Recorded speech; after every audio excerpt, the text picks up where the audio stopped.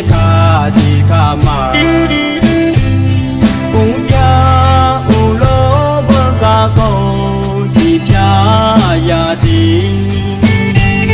mẹ nhung chuyện lý số ngà nó mừng nó gì nó về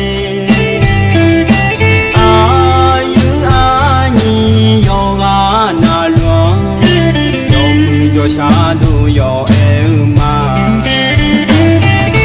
chờ người chờ cho mong phố biểu lệ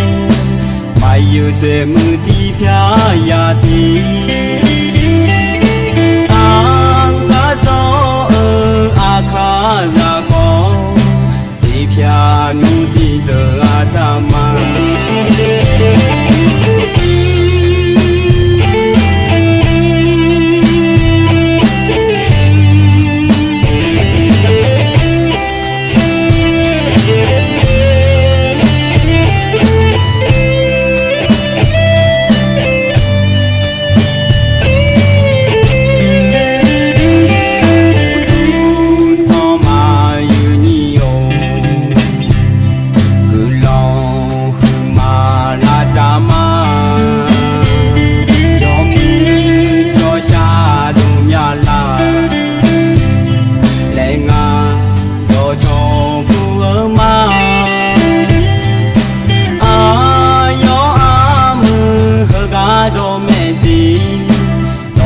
càng nghe cho hà mà mô hoa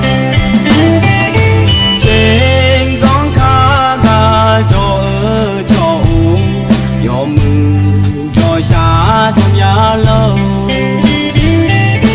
trên ló ba ga cho dư nhiều đi về anu đi giờ a cha lê a khan chế khá thì khá mà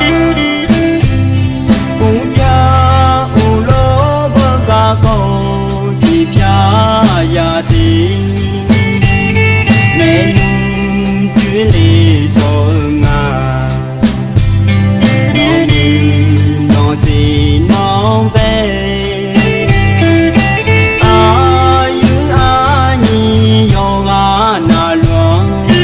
yo mừng cho xa đu yo em mà